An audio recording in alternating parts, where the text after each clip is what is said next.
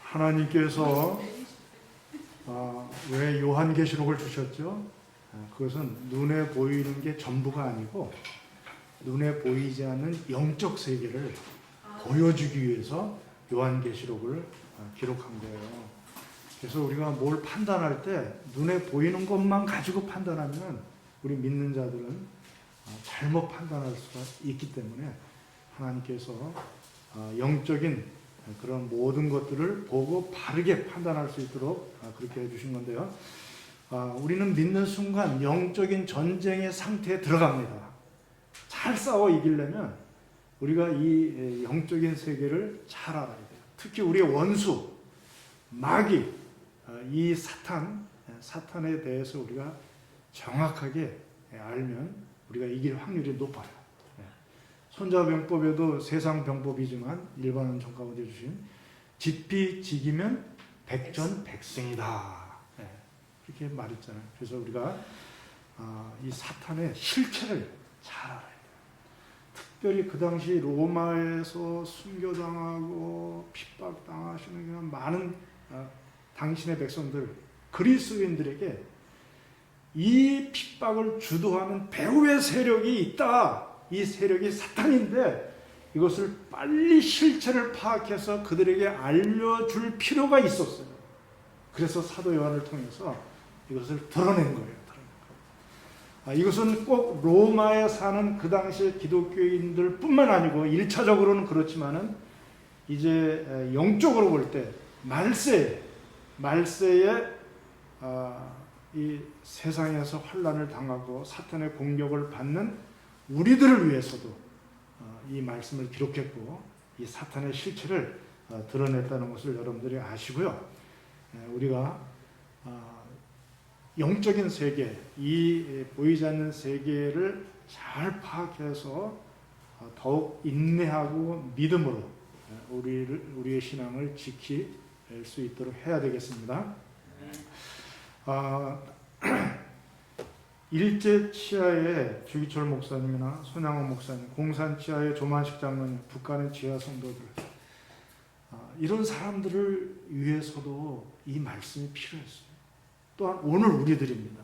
오늘 물질에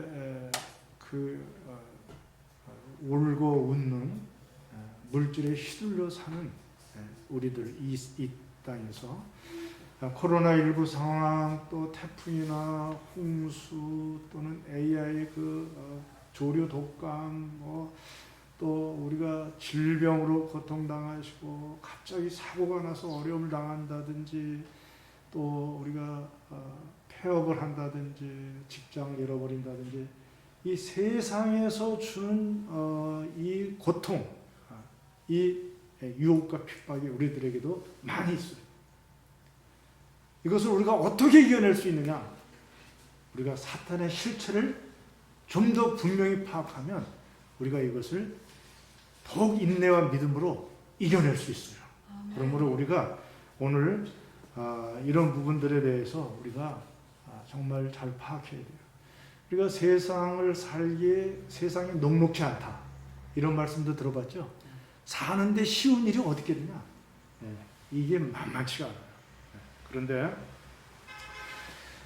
이런 세상에 우리가 속기도 하고 또 미숙해서 실수하기도 하고 또 좀 경험 쌓였다 그래서 뭐 한번 멋지게 해보려다가 또 실패하기도 하고, 이런 여러 가지 일들이 있는데 우리가 이런 과정에서도 끝까지 하나님을 바라보면서 우리가 믿음으로 이겨내야 돼요. 감옥에 있는 사람들에게 물어보세요. 다 잘해보려고 그랬던 거예요. 그래서 말합니다. 그들은 들킨 죄인이고 우리는 안 들킨 죄인이다. 그래서 다 3일 굶으면 도둑질 안 할 사람 있어요, 없어요? 없어요. 다 그렇게 우리는 연약합니다. 우리가 만약에 그런 자리에 있었다면 더 나쁜 짓을 했을지도 모를 그러한 아주 부패한 그런 죄인들입니다. 그러므로 우리가 마귀의 실체를 잘 파악해서 이런 우리 삶의 특별히 영적인 전쟁 가운데서 우리가 잘 싸워 이길 수 있도록 그렇게 해야 될 줄로 믿습니다. 네. 오늘 이제 그 13장 이제 오늘 들어갈 텐데요. 후 3년 반이에요. 후 3년 반. 12장까지는 전 3년 반으로 그 핍박이 조금 온건했지만은 덜 심했지만은 그 용이 죽이려고 삼키려고 했던 아들도 놓치고 부활 승천함으로 말미암아 패배해서 하늘의 자리에서 쫓겨나가지고 땅으로 왔어요. 땅으로 와서 교회를 또 막 핍박하는 거예요. 교회를. 근데 하나님의 도우심과 여기 12장 10절에 보면은 하나님의 구원과 능력과 나라와 그의 그리스도 권세가 나타나서 우리들을 도와주니까 사탄이 또 꼼짝을 못해요. 그리고 11절에 우리도 예수님의 피와 하나님의 말씀으로서 그들을 공격하니까 죽기까지 생명을 아끼지 않고 싸우니까 된통 얻어맞았어요. 이 사탄이. 그래서 다시 한번 그냥 자기들의 모든 세력을 좀 깊이 껴려가지고 마지막 일전을 하려고 17절에 12장 17절에 모래 위에 바다 모래 위에 지금 용이 서 있는 거예요. 전 3년 반 동안 우습게 알고 덤볐다가 얻어 터지고 나서 이제 후 3년 반에 마지막 발악을 하려고 지금 딱 준비를 하고 있는 것을 여기서 보게 됩니다. 그래서 여러분 앞에 1260일 또 한때 두때 반때 14절에 한때 두때 반때 나오죠. 그 12장 14절에 그리고 1260일도 거기 나옵니다. 그 6절에 이렇게 나오는데 그 3년 반이에요. 3년 반. 전 3년 반 동안에는 그래도 하나님이 우리 교회를 보호하시면서 양육하는 그 광야라는 피할 곳으로 우리를 데려가서 거기서 우리를 보호하고 양육하였지만은 이제 후 3년 반 13장 5절에 보면은 42달 동안 후 3년 반에는요 그들의 공격이 너무나 강하기 때문에 우리가 패배를 당하기도 해요. 그래서 7절에 보면은 성도들과 싸워 이기게 되고 그들이 우리가 패배하기도 하고 때로는 우리가 칼에 죽기도 해요. 칼에 죽기도 쉽죠. 순교하기도 하고 한정된 기간이지만 42달 동안이라는 3년 반. 그래서 사실 계시록에 표현하기를 전 3년 반은 3년 반으로 표현하지만 후 3년 반은 사실 3일 반으로 표현해요. 하나님이. 후 3년 반이 짧은 한정된 기간, 하나님의 권세로 주권적으로 짧은 기간을 정했지만은 그 기간 동안에 우리가 패배하기도 하고 우리가 순교하기도 하고 그런 일들이 발생할 수 있다는 것입니다. 그래서 우리가 더 정신 차려요. 자, 이런 후 3년 반에 일어난 일들을 이미 역사적으로 일어난 일이 있는데요. 거기서 모티브를 제공하는 게 뭐냐면 예레미야 선지자가 예언했습니다. 예레미야 선지자가 이제 그 15장 2절에 보면은 자기 백성들을 하나님이 할례받은 택한 자기 백성들이 바벨론 이방인 택하지 않은 이방인들에 의해서 정복당할 것이다. 그때 예레미야서 15장 2절에 보면 사망할 자는 사망으로 나아가고 칼을 받을 자는 칼로 나아가고 기근을 당할 자는 기근으로 나아가고 포로될 자는 포로됨으로 나아갈지니라 그랬어요. 자, 이스라엘 백성들이 이해할 수 있어요, 없어요? 아니, 우리는 할례받아 택한 백성인데 하나님이 믿지 않는 할례받지 않는 이방인들에게 우리를 넘겨가지고 죽게 하고 칼을 받으라니 포로가 되게 하고 이런 일이 있다는 게 이해가 안 돼요. 하박국 선지자도 막 따졌어요. 하나님, 왜 우리 민족에게 이런 일이 일어납니까? 그때 하나님이 말했어요. 믿음으로 대처하라. 오직 의인은 믿음으로 말미암아 살리라. 지금 짧게 볼 때는 너희가 지금 포로되고 막 죽고 힘들지만은 이거는 너희들의 죄악 때문에 이렇게 하는 건지도 본인들은 모르고 불평만 하는 거예요. 그래서 길게 이렇게 볼 때 다 하나님의 섭리고, 너희들을 잡아간 바벨론 또는 너희들을 고생시켰던 애굽, 이 세상 나라들은 결국은 내가 반드시 심판하는데 지금 잠시 동안은 그들을 사용해서 너희들을 징계하고 있는 것이니 믿음으로 대처하라. 그래도 당하는 이스라엘 백성들은 이해가 안 됐어요. 그냥 거짓 선지자들이 나와가지고 우리 하나님은 그럴 뿐이 아니라 우리 예루살렘 이렇게 거룩한 성전이 있는데 절대로 함락되지 않는다 막 그랬어요. 그러나 에레미야 선지자나 이사야 선지자, 에스겔 선지자 이런 사람들은 바벨론의 공격을 받아들이는 것이 하나님의 뜻이다 하면서 그들에게 그렇게 말했어요. 죽임도 당할 것이다. 포로도 될 것이다. 백성들이 얼마나 실망했겠어요. 토마스 선교사님 지난번에 말씀드렸지만 얼마나 안타까워요. 그런데 후 3년 반에는 이런 일들이 더 많이 일어날 수 있어요, 여러분들.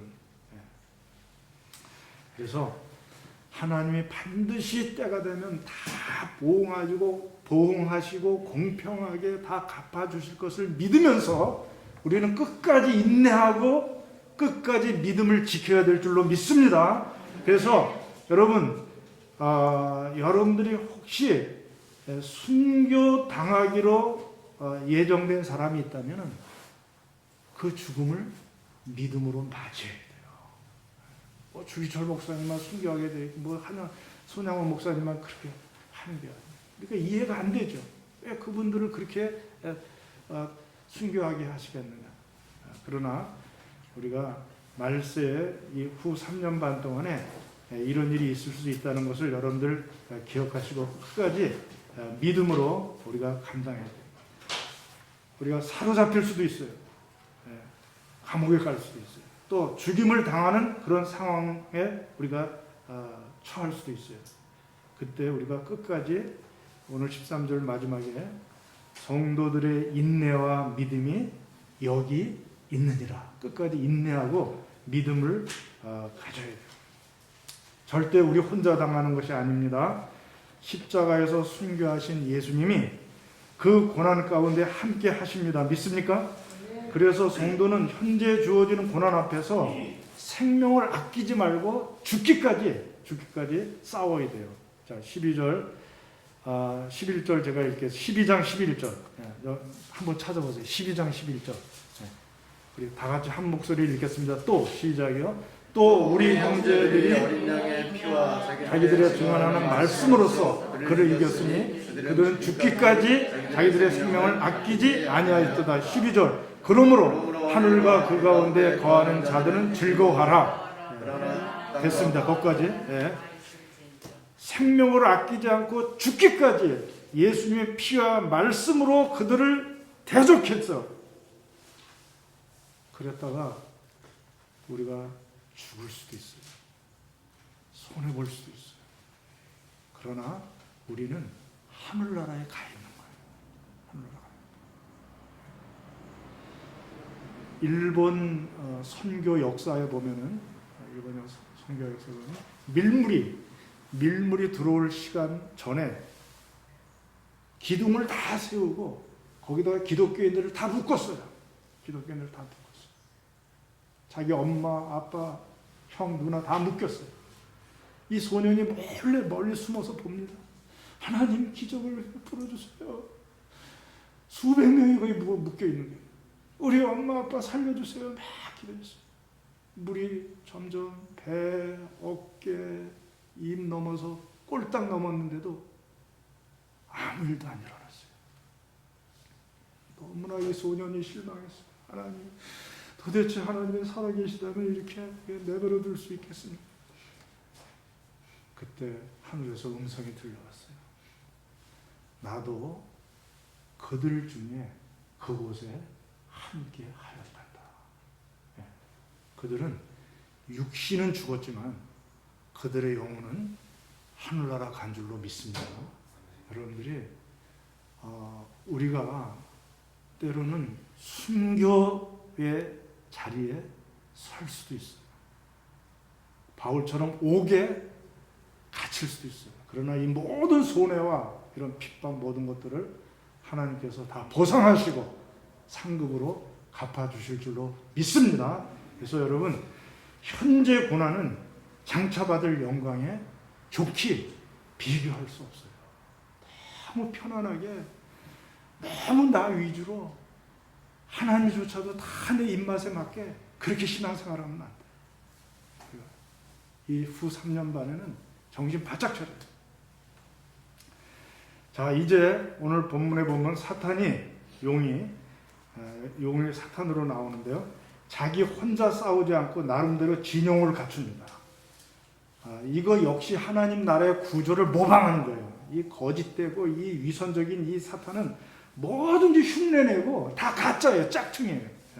지금 흉내내는데 두 짐승을 자기 휘하에 둡니다. 두 짐승을. 그 짐승이 1절에 13장 1절에 보면 바다에서 나오는 짐승이에요. 바다에서. 그 다음에 11절에는 땅에서 나오는 짐승이에요. 이 두 짐승을 용이 자기의 부하로 두고서 이제 결전, 하나님과 대적하기 위해서 진용을 갖추는 것을 우리가 볼 수 있습니다. 그래서 사탄, 용이죠. 용. 그 다음에 바다의 짐승. 바다, 짐승. 그 다음에 땅에서 11절, 땅에서 오는 짐승. 세력을 갖추는 거예요. 그래서 이거는 사탄이 이 짐승은 적그리스도예요. 적그리스도. 세상 정권을 가지고 믿는 기독교인들을 핍박하는 적그리스도. 네로와 같이. 그 다음에 황제. 그 다음에 이 땅 짐승은 다음 주에 이제 살펴볼 텐데 거짓 선지자들이 악한 영에 속해가지고 이 바다 짐승 밑에서 바다 짐승을 우상으로 이렇게 신격화하고 거기에 맞는 정책을 만들어서 아주 입에 혀처럼 여기에 하여튼 모든 것을 위해서 이 땅 짐승은 바다 짐승의 거짓 선지자 노릇을 합니다. 참모 노릇을 아주 교묘하게 백성들을 다 이 바다에서 나온 짐승에게 경배하도록 이렇게 만들어요. 그래서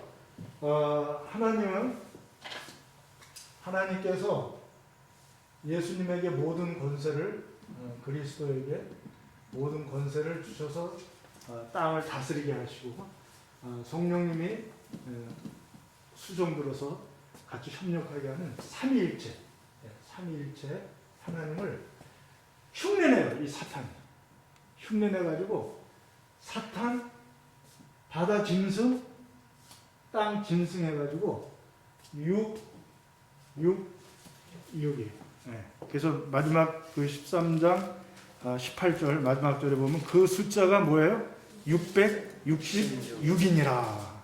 사탄의 숫자예요. 사탄의 숫자. 그래서 이게 다 모방이에요. 모방. 가짝퉁이에요. 아주 얼마나 위선적인지 비슷하게 유사하게 만들어 가지고 이렇게 하는데 오늘은 특별히 이 녀석에 대해서 바다 짐승 적그리스도에 대해서 집중해서 우리가 살펴보려고 하는데요.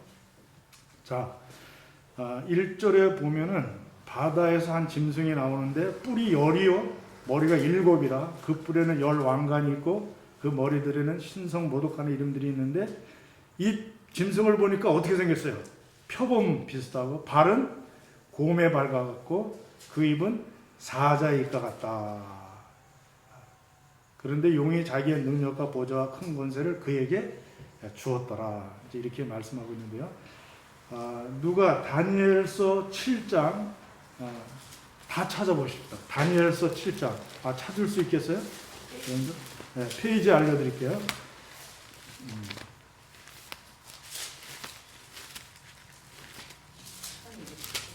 네.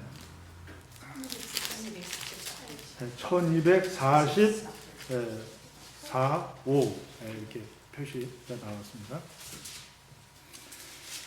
자, 큰 짐승 넷이 바다에서 나왔는데 그 모양이 각각 다르더라. 첫째는 뭐 같아요? 사자 같다. 첫째는 사자 같다. 두 번째는 독수리. 네. 독수리 날개. 날개를 달았고, 두 번째는 5절에 곰과 같다. 곰. 세 번째는 표범. 표범과 같다. 그랬어요. 근데 사실은요, 7절에 넷째 짐승이 제일 중요해요. 넷째 짐승. 7절. 우리 7절 같이 한번 읽어보겠습니다. 내가 밤 한상 가운데서 그 다음에 본 넷째 짐승은 무섭고 놀라우며 또 매우 강하며 또 새로 된 큰 이가 있어서 먹고 부서뜨리고 그 나머지를 발로 밟았으며 이 짐승은 전에 모든 짐승과 다르고 또 열뿔이 있더라. 이렇게 말합니다. 이 넷째. 이 넷째가 아주 무서운 놈이에요. 이 넷째. 그래서 이거는 그 당시에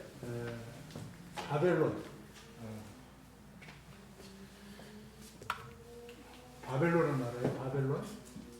요거는 페르시아, 바사. 요거는 헬라. 요거는 마지막에 로마예요.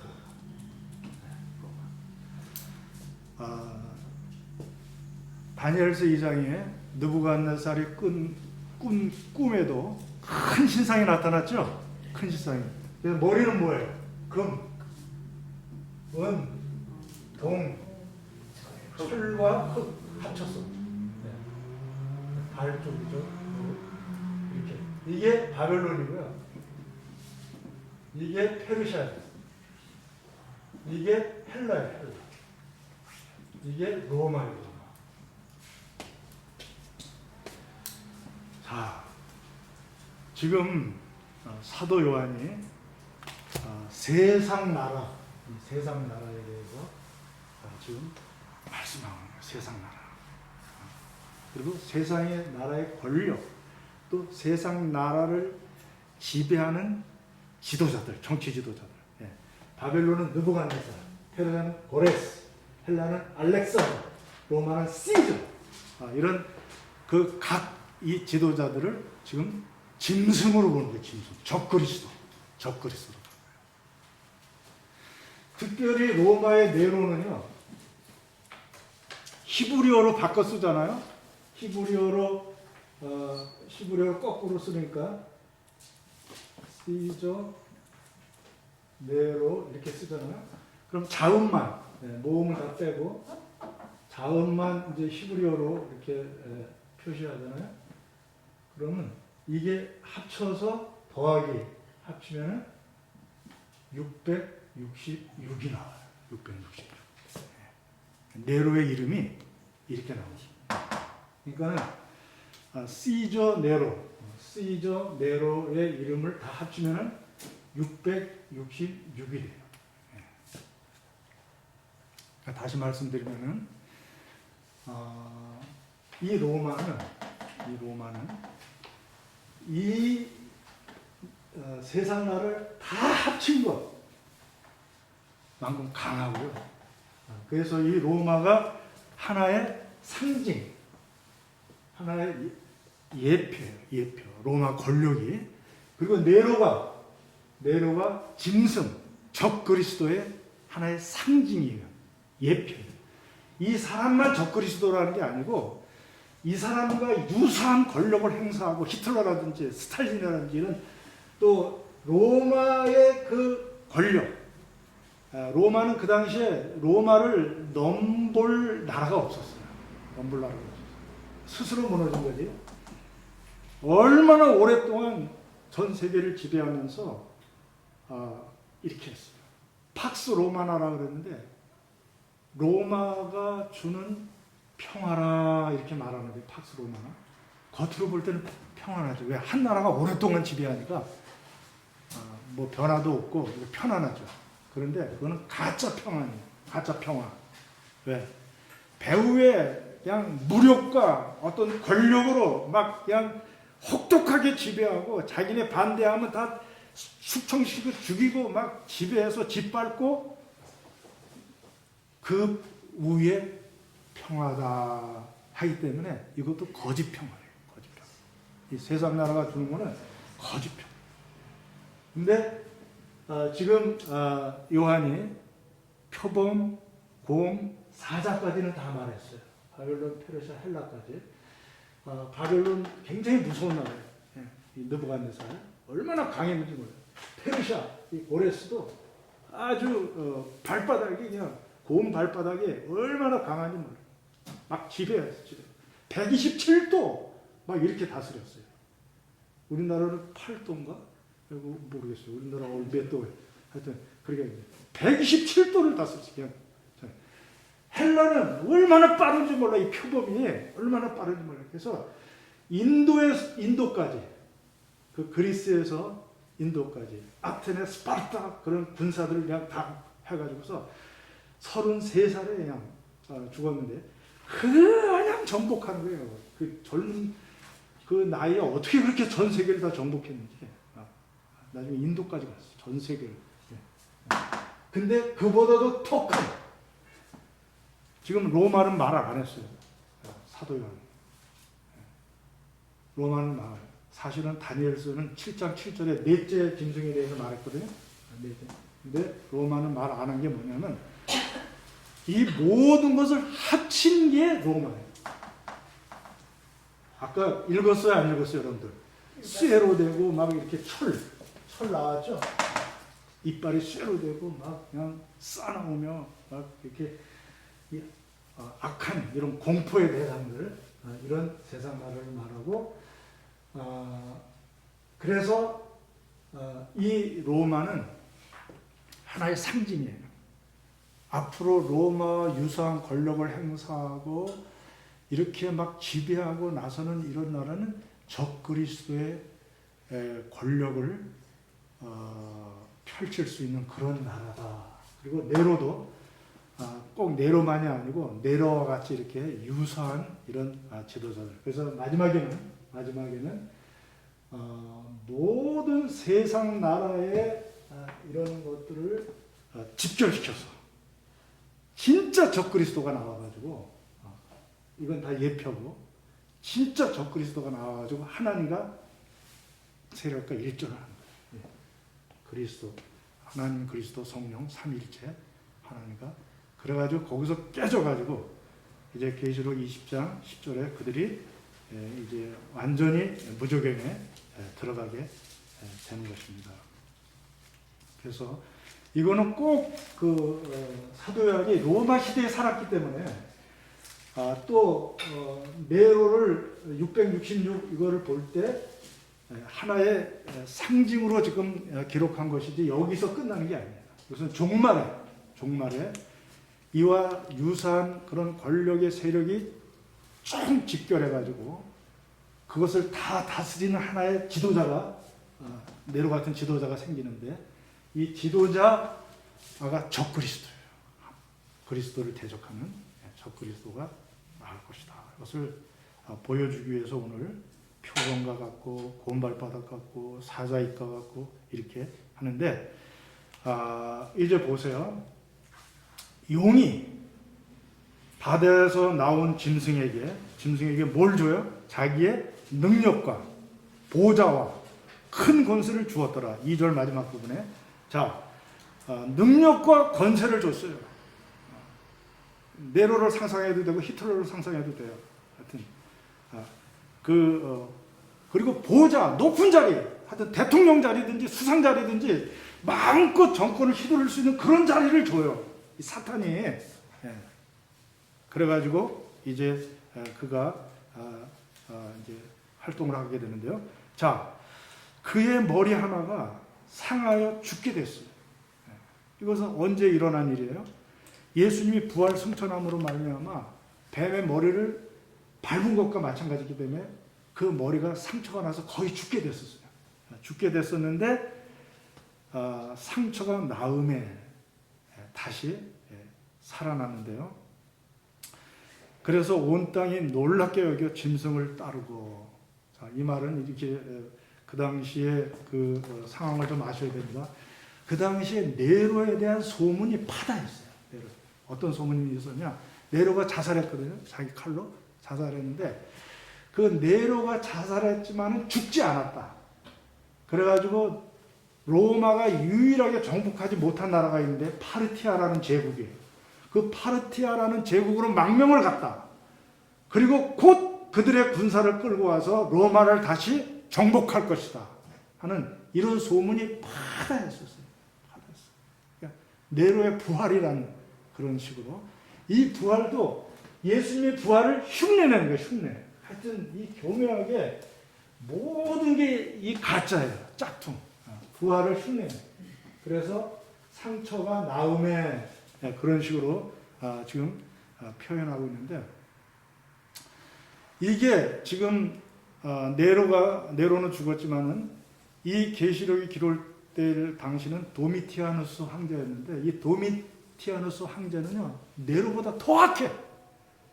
그래서 네로가 부활한 것처럼 완전히. 그래서 이 정권이 계속 살았다는 거예요. 다시 나왔다. 이 말은 정권이 멸망되지 않고 파멸되지 않고 이 정권이 더 강하게 지금 살아서 상처가 나음에 온 땅이 그 놀랍게 여겨 짐승을 따르고 도미티아누스를 따르고. 온 땅은 뭐예요? 땅이 뭐예요? 땅은 세속적인 이 사탄의 모든 그런 것들이 배어있는 그런 땅. 온 땅이 놀랍게 여겨 짐승을 따르고 용이 짐승에게 권세를 주므로, 용이 주는 거예요. 사탄이 권세, 능력, 보좌를 그에게 주므로 말미암아 용에게 경배하며 짐승에게 경배하여 이르되 누가 이 짐승 같으냐? 누가 능히 이와 더불어 싸우리요?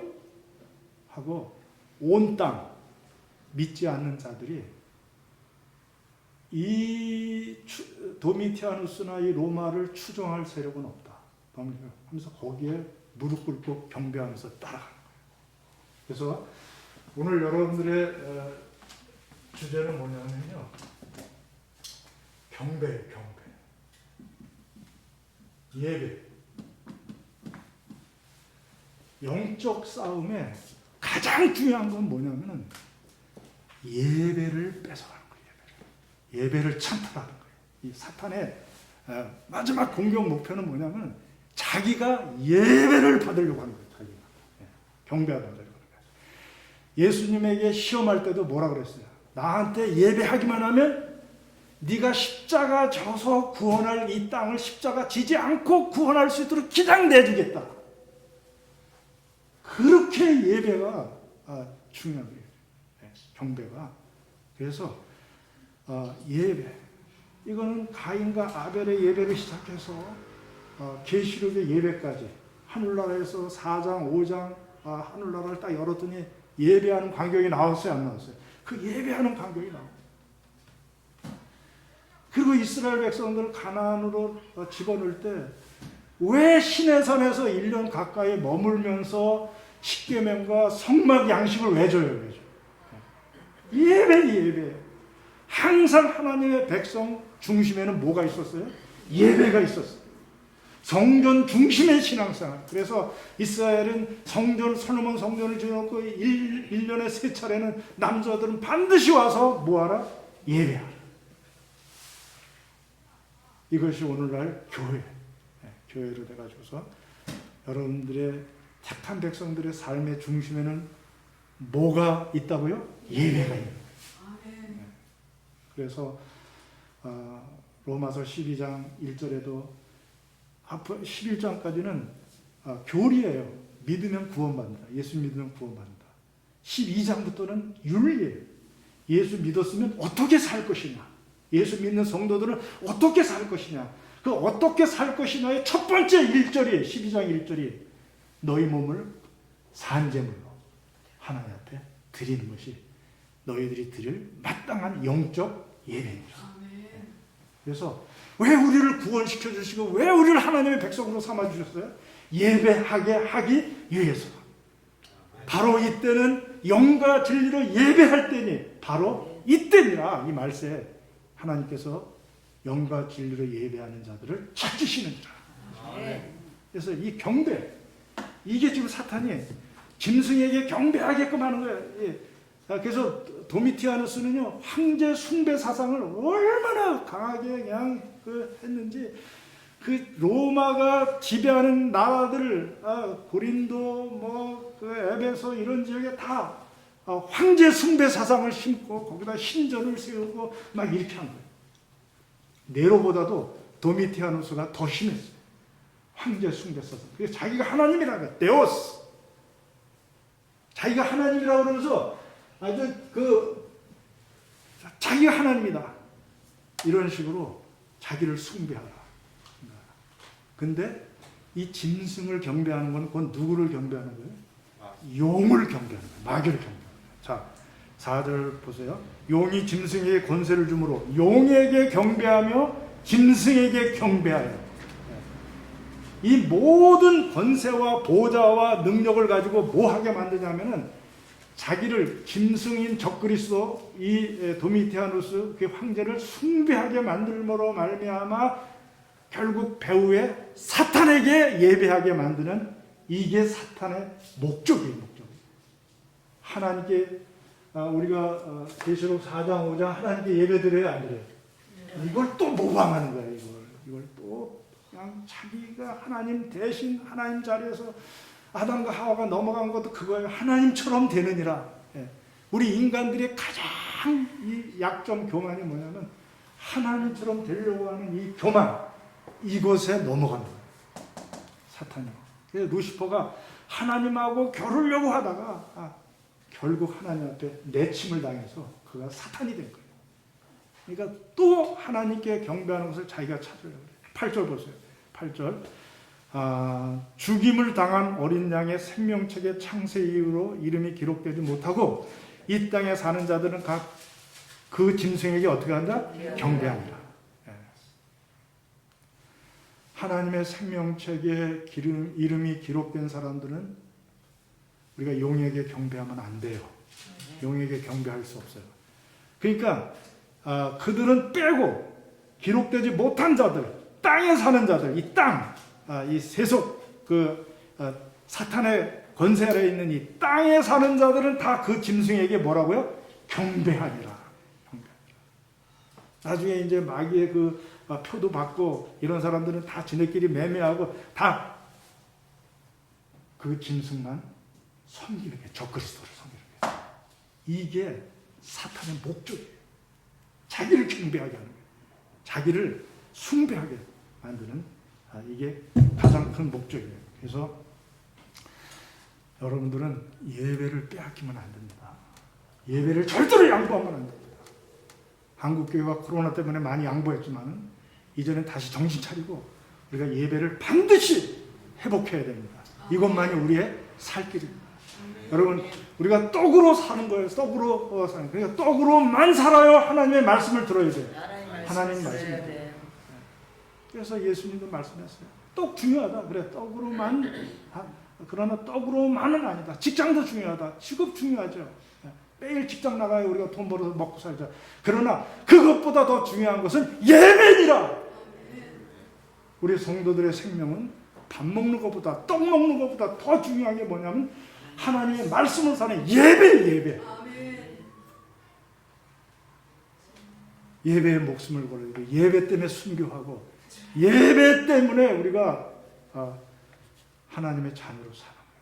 그래서 하나님 앞에 정말 영과 진리로 또 우리의 마음과 뜻과 정성과 힘을 다해서 우리의 사랑을 표현할 수 있는 여러분들이 되시길 바랍니다. 하나님 이거 제일 기뻐요. 다른 거 아무리 선행을 많이 하고 아무리 뭘 잘났고 아무리 똑똑해서도 예배 소홀히 하는 자들은 하나님 원치 않아요. 예배 잘못 드려서 죽었잖아요. 가인과 아벨 거기 살인 사건 났잖아요. 예. 그래서 예배 정말 하나님 앞에 정신 차려서 드려야 됩니다. 그래서 사탄의 이 목적은 자기를 경배케 하는 거예요. 그래서 자기들의 그 휘하에 있고 자기들을 따르는 자들만이라도 자기들을 숭배하려고. 그래서 정치적인 권력, 현실적인 권력 플러스 종교적인 권력, 이 영적인 권력까지 이걸 다 차지하려고 하는 게 이 사탄의 목적이에요. 그래서 영육간에 지가 하나님보다 더 높다고 이렇게 말하려고 하는 것입니다. 아이고, 지금 이렇게 해가지고 경배케 하는 이 사탄의 하는 일이 두 가지예요. 얼른 하고 마치겠습니다. 자, 5절에 뭘 말하냐면 신성 모독하는 말을 해요. 1절에도 신성 모독이 나왔죠. 신성 모독. 그 다음에 42달 동안 일을 할 권세를 받았어요. 그래서 6절은 말입니다. 이 짐승이 입을 벌려서 하나님을 하며 비방하고 또 그의 이름과 그 장막과 하늘에 사는 성도들을 비방하는 일이에요. 말싸움이에요. 영적인 싸움은 말싸움이에요. 두 증인이 예수님의 복음을 증거하는 것과 이 사탄이 하나님을 비방하고 하나님의 백성들을 비방하는 이 신성 모독하는 이 말, 이 언론을 다 장악해가지고서 하나님을 대적하는 이런 것들을.